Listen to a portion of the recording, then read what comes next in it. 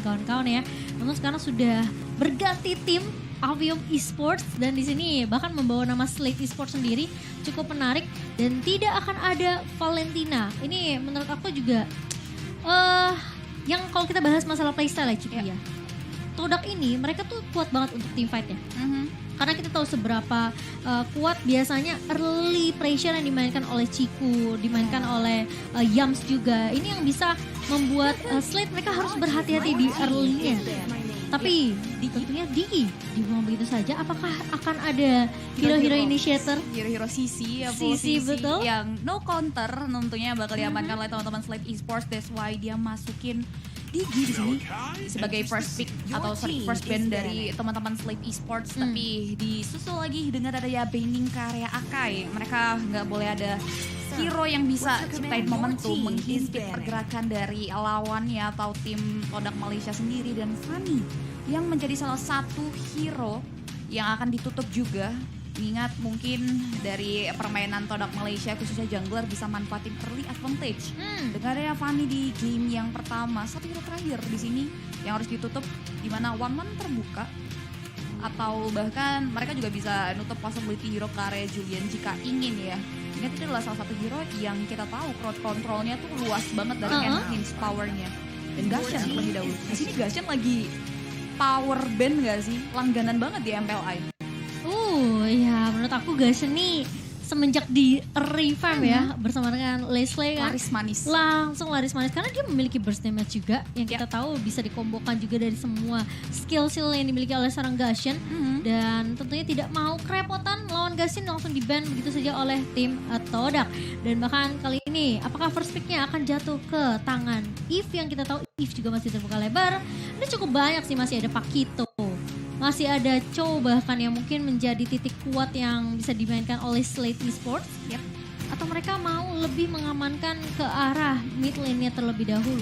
Bisa jadi ya antara Eve atau Farsha jika mereka ingin, atau bahkan mereka bisa ngamanin terlebih dahulu ke arah hero yang bisa jadikan jungler Martis yang memang setelah revamp juga kita kerap kali melihat dari MPLI. Bahkan di match yang sebelumnya sempat digunakan oleh tim Indonesia kita Bigetron sebagai jungler ya tadi oleh Max, walaupun masih belum bisa masuk ke babak selanjutnya. Tapi kita akan lihat bagaimana teman-teman Slate Esports ini akan menempatkan dari sisi Martis, mengingat Martis dengan efek barunya, bahkan ketika di dinding yang tipis bisa masuk atau bahkan bisa menembus hal tersebut. Ini akan membuat Martis benar-benar jadi naik daun juga setelah hal tersebut.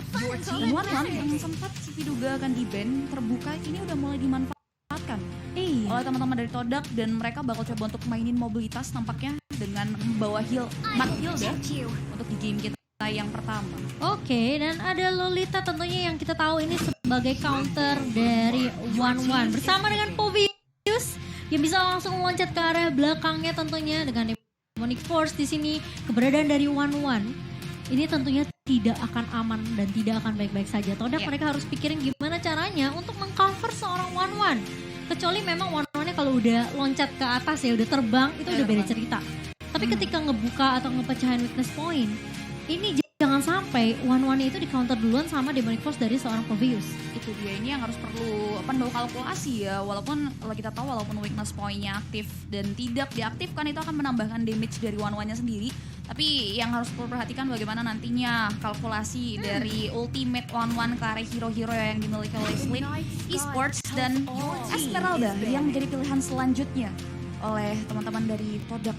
Dimana mereka bakal mainin dari sisi XP lane yang strong juga, bisa jadi badan, bisa nambahin damage. Formasi 4-1 nggak menutup kemungkinan bakal coba untuk diterapkan apabila dengan adanya Esmeralda yang di-secure masuk ke fase banning selanjutnya di sini Cimomo. Dimana dari Slate Esports sendiri belum punya kandidat magical damage, walaupun kerap kali kita bisa lihat juga Povius ini bisa digunakan di area mid lane. Yes, oke, masih cukup flex ya tentunya ya. Namun memasuki banning phase yang kedua tidak akan ada Dairot sebagai counter dari seorang Esmeralda. Ini tentunya dengan damage yang dimiliki oleh Dairot di early-nya bisa merontokkan pertahanan yang dimiliki oleh Esmeralda, di mana Esmeralda butuh banget yang namanya item defensif. Tentunya dengan ngebuang Dairot ini bakal membuat Esmeralda dari tim Todak akan lebih leluasa dari segi farming. Tidak akan ada Barret tentunya. Yang kita tahu juga ini Martis sekarang akan ditaruh di posisi jungler. Mungkin akan lebih mengarah ke arah build-build yang lebih defensif ya dari Barty sendiri. Jadi tentunya dari tim Slate mereka masih butuh beberapa damage dealer untuk di posisi dari mungkin mid lane-nya nanti dan juga di posisi dari god lane. Harusnya dia Masih ada Beatrix juga sih sebenarnya. belum punya damage dealing output. Setelah 3 member hero yang bisa jadi badan atau durability-nya, kita akan lihat tapi saat hero terakhir terlebih dahulu. Fokus kita di sini, di mana dari sisi teman-teman Todak bisa nge-ban karya Lunox. Lunox atau mungkin lebih ke arah god lane juga bisa. Tidak adanya Cloud di sini sudah dibuang oleh tim Todak. Ini cukup menarik karena Todak mereka ngebuang direct. Potensi dari seorang Pauvius bisa ditaruh di XP lane, tapi bisa juga kita dijuk ya dengan keberadaan Pauvius, siapa tahu bisa di posisi god lane. Ya kan, karena kita sering banget ngelihat dua fighter di posisi satu match gitu. Jadi dengan dua fighter kemungkinan satu XP dan satu gold itu sangat amat memungkinkan. Jadi Todak gak mau mengambil resiko, mereka buang directnya. Dan Martis pun aku bisa bilang cukup flex karena ini bisa taruh di sisi XP, bisa juga taruh di posisi jungler. Namun tidak akan ada Lilia karena posisi dari Todak tentunya mereka masih membutuhkan burst damage dari sisi magical. Iya, benar banget. Untuk saat ini kita tahu banget ya, untuk tahun ini hero-hero banyak banget fleksibilitasnya. Bahkan hero yang role-nya fighter tuh banyak banget tempatnya.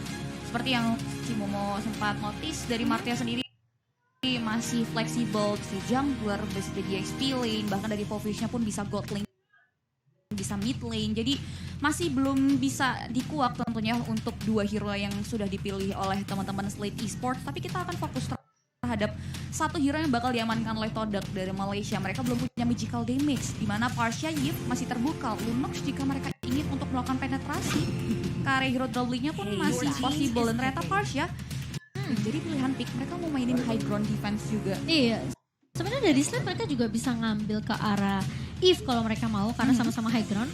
Yang satu bulat dan satu kotak ya. Jadi menurut aku mereka punya kekuatan di posisi dari mid lane-nya sendiri. Dengan adanya Eve mungkin yang bisa diamankan oleh Slate sendiri, atau mungkin Slate akan lebih mengamankan hero-hero lainnya yang mungkin bisa mengcover juga kali ya pemain-pemain dari tim Slate sendiri. Tapi kalau ngelihat dari posisi seperti ini, mereka masih butuh damage magic yang begitu tinggi menurut aku. Lunox bisa jadi pilihan, apalagi kan posisinya di sini kan adalah Parsia yang stay di tempat kan. Tapi ternyata sudah ada Pakito yang akan diamankan oleh Slate, dan siapakah magic damage yang akan diamankan di sini? Beatrix yang sempat juga ya berarti. Di sini god lane-nya bakal atau yang seperti sempat Cipi notice di awal, yang dimana Todak yang sempat Cipi lihat menggunakan metode tersebut, 2 factor di samping dan mid lane-nya Marksman. Kini Slate Esports yang coba untuk mainin Marksman di samping. Pauvius nanti akan 1v1 dengan 1-1. Wah, ini cukup menarik sih. Bisa jadi ya Beatrixnya akan ditaruh di posisi mid lane di sini, dan Todak siapa yang mereka akan amankan di sini? Mereka masih butuh satu buah jungler. Apakah Minotaur yang akan menjadi jungler dari tim Todak? Karena kita tahu memang sebenarnya Ciku ini suka banget nge-pick Minotaur di posisi midnya, tapi tidak memungkinkan juga Minotaur bisa ditaruh di posisi jungler. Jadi kita akan lihat apakah itu dia Minotaur yang langsung diamankan. Ini cukup menarik karena memang Minotaur semenjak kemarin sempat di buff ya, aku bisa bilang Minotaur ini memang sempat balik ke Land of Down, tapi kita tahu dia tidak setangki dulu, dan bahkan dia salah satu hero yang menurut aku butuh inisiasi yang begitu baik. Ketika mereka mau masuk team fight, minion range-nya harus siap, dan bahkan minion fury-nya benar-benar harus on point. Kalau minion fury-nya tidak bisa menangkap beberapa pemain dan itu tidak di follow up juga, itu akan menjadi hal yang cukup sia-sia. Setuju banget. Jadi ini harus penuh kalkulasi, pastinya akan ada plus minus, akan ada skenario terbaik dan juga skenario terburuk. Dan kita akan saksikan bagaimana kedua belah tim dari 2 negara yang berbeda akan beradu mekanik dan strategi. Dagir FMM, Nick, Sayla, dan juga Adamir dari teman-teman Slate Esports. Pauvius-nya dia yang di tangan Sheila. Mid lane-nya itu tadi ya masih fleksibel di sini. Oke. Menarik sih ini kita lihat dan bagaimana dari teka-teki ini akan terjawab karena sebentar lagi kita akan terbang juga ke Land of Doubt untuk melihat di mana sejatinya posisi hero-hero tersebut dan benar adanya di mana Sheila dengan Povius yang menempati posisi mid lane untuk tim Slate Esports. Iya, ini cukup menarik ya. Ini yang saya suka dari setiap update yang terjadi di Mobile Legends dan banyak banget. Explorer. Ini kayak apa ya, hero-hero kayak MPL zaman season pertama gak sih? Minotaur ya kan?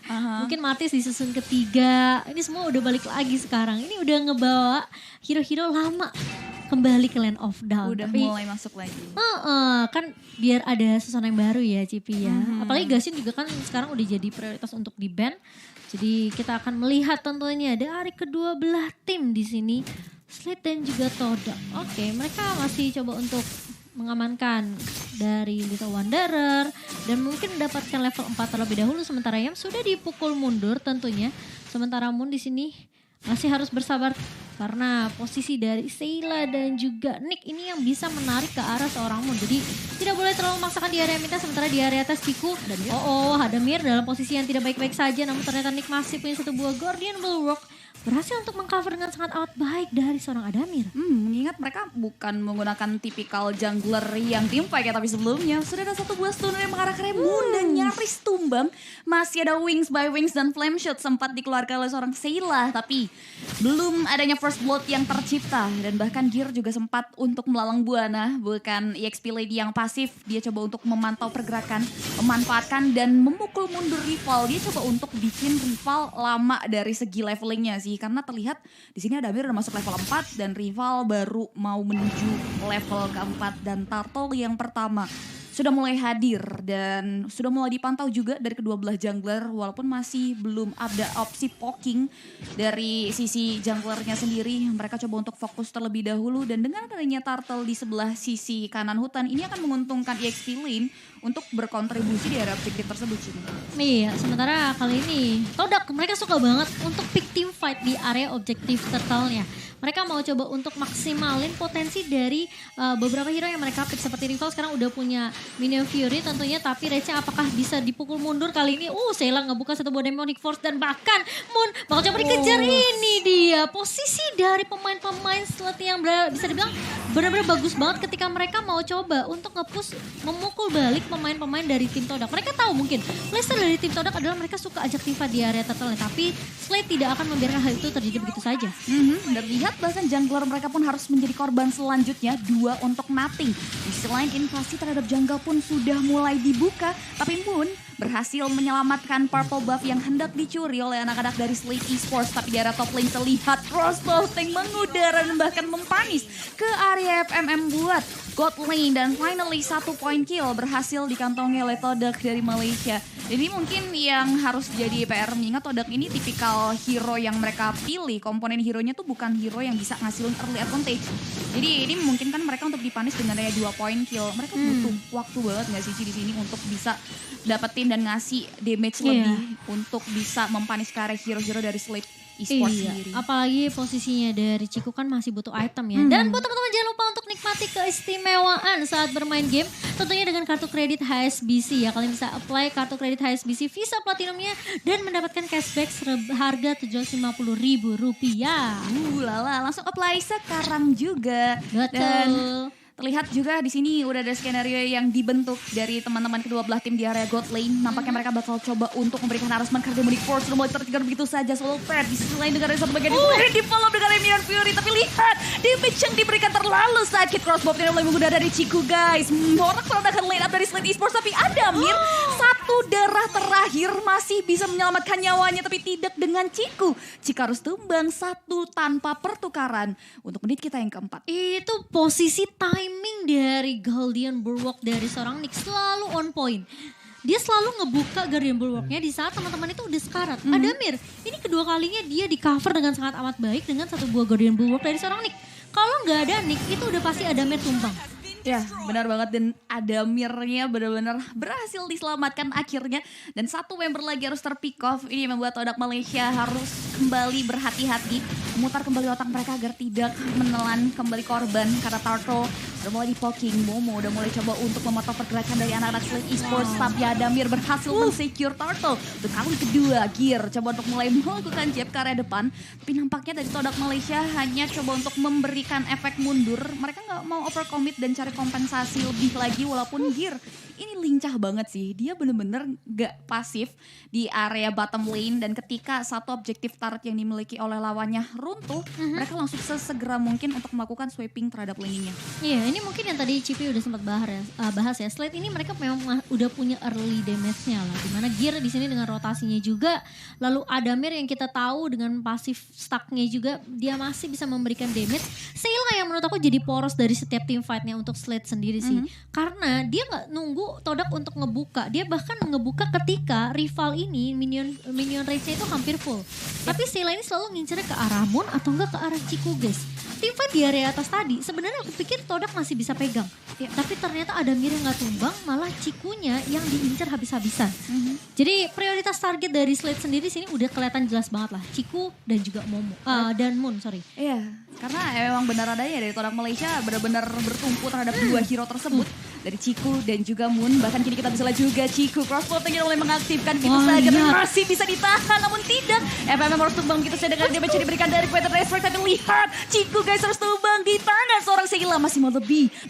Slate Esports, tapi nampaknya dari MC masih bisa double kill dengan ada satu flame shot yang akurat berhasil menelan satu korban jiwa lagi. Nick coba untuk menyeberang, masuki turret yang dimiliki, tapi Slate Esports mereka tahu betul tidak boleh serakah. Mereka kembali reset lagi dan mengarah ke area mid lane, walaupun Gear nyaris tewas. Satu buah pertukaran nyawa atas dua member yang hilang, tapi Gear still alive dan masih bisa mundur ke arah belakang dengan flickernya. Iya, wow, itu menjadi kerugian sih buat Todak menurut aku, karena memang sebenarnya pertukaran awalnya Beatrix dan juga One ya, dimana Ciku tumbang, FMM juga tumbang, namun menjadi kerugian karena Yamsnya juga harus hilang. Tapi kali ini tim fight-nya masih mau dilanjutkan oleh Slate sendiri, melihat turtle-nya yang ketiga sudah mulai muncul, satu buah Demon Hunter Sword di tangan Ciku guys. Berarti ini setiap siapapun pemain dari Slate yang cukup tanky di area depan tentunya bisa ditembus dengan damage yang dimiliki oleh seorang Ciku. Dengan satu buah Demon Hunter Sword, tapi Sayla tentunya ini, wah menurut aku gimana caranya Todak untuk setidaknya ya ini ngurusin Sayla dulu. Karena Saylanya benar-benar gak kepegang. Ya setuju banget sih, Saylanya ini benar-benar tahu betul resource yang dimiliki dari sisi Phobius. Bagaimana dia maksimalin hero tersebut sehingga 4 poin kill berhasil dikantongi, di mana 4 member dari Todak Malaysia harus terpanis. Dan kini Turtle sudah mulai kembali dikejar lagi, rival berusaha dan Retribution jump on point berhasil men-secure, akhirnya tidak ada perfect Turtle oleh Slate Esports. Tapi lihat sudah ada serangan yang diberikan oleh Todak mengarah ke Sayla, tapi yang harus mundur ke belakang. Gear coba untuk mulai menyeberang, sudah mulai dikejar seorang Ciku guys. Lihat damage-nya sudah mulai masuk tepat, dan ternyata Gear harus tumbang dengan damage yang diberikan. Tertinggal dari kawanannya, membuat satu nyawa dari Slate Esports harus hilang. Tapi yang gak hilang itu ini sih yang ada di bawah ini ya, dimana kalian wajib banget buat punya Aurora Collections dari Logitech G. Betul banget, kalian bisa masuk ke era baru permainan dengan Aurora Collection dari Logitech G. Keren loh, keyboardnya bagus banget. Kelas sih, ini bagus banget, headsetnya juga bagus banget. Wah, pokoknya gak boleh kalian lewatkan ya Aurora Collection. Dan kita back to the game. Tapi jangan lupa juga download gratis nih aplikasi FWD di aplikasi di App Store dan juga Google Play, karena kalian bisa mengikuti turnamen dari Omne. Yoi, langsung gas sekarang juga guys. Dan ini akhirnya udah ada satu buah bangunan dari Slate Esports, walaupun agak terseok-seok kayak di sini Todak untuk masuk ke area objektif turret. Dan setidaknya ada 2 turret kini yang hilang. Mereka coba untuk menyeimbangi secara perlahan, slow but sure. Dan Turtle juga udah mulai berubah menjadi Lord ya. Dimana Lord ini akan muncul dalam waktu 40 detik lagi. Masih cukup lama untuk Lord ini, yang bisa dimaksimalkan oleh kedua belah tim adalah minutes terlebih dahulu wave minionnya. Mereka bakal coba untuk mainin karya momentumnya, dan masuk menit 9 di sini item-item udah terlihat cukup jelas bisa kasih damage, dan bahkan udah ada yang bisa juga untuk menahan dealing damage yang diberikan dari output dealing damage utama dari kedua belah tim sendiri sih. Iya, sementara sebenarnya Todak dibawa ke arah late game. Mereka punya potensi untuk menangin game ini karena mereka punya Esmeralda yang bisa nahan semua skillnya, apalagi dari Nick di sini.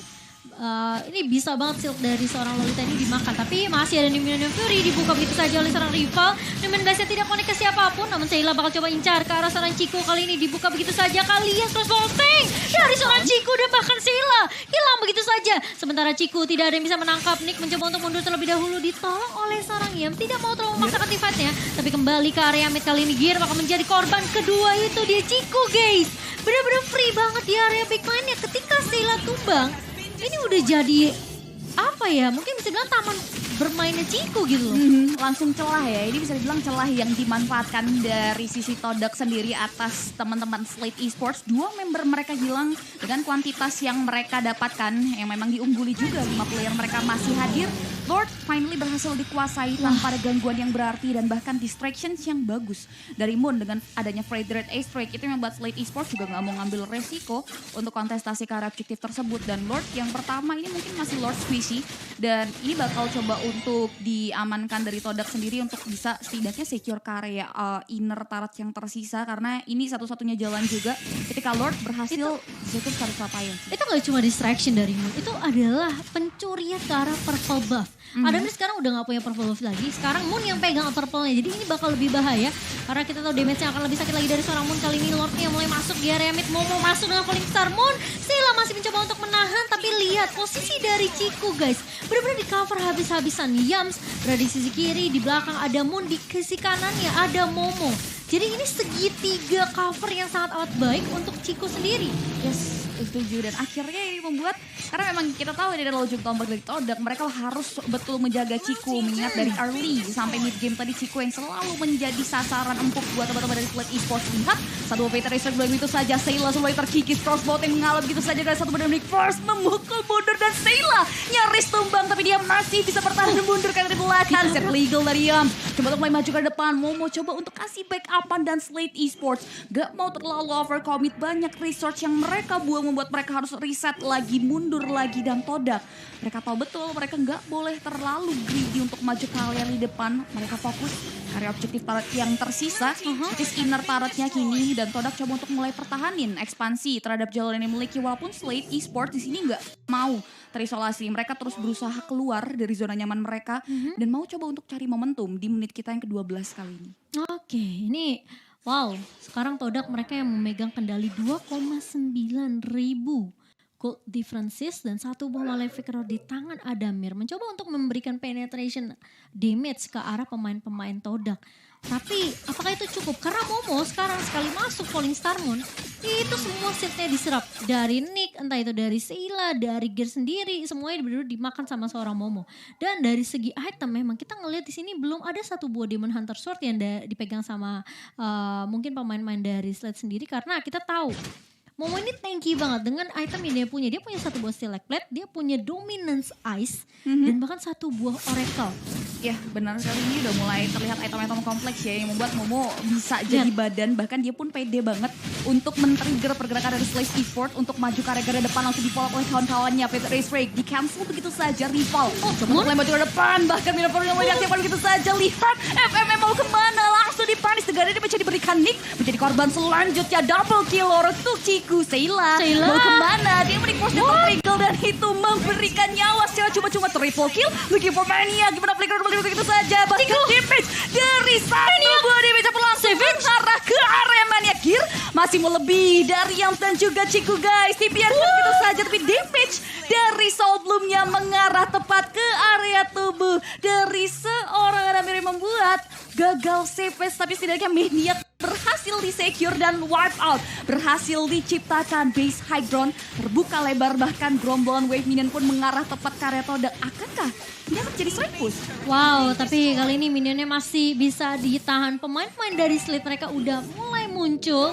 Sekarang mereka harus melakukan defense. Kalau kita bahas dari team fight yang terjadi di area atas tadi, itu team fightnya kepisah. Chico dan juga rival fokus untuk numbangin FMM terlebih dahulu bersama dengan Sheila. Sementara Adamir ini mencoba untuk mengejar ke arah seorang Moon. Oke, Moonnya memang tumbang.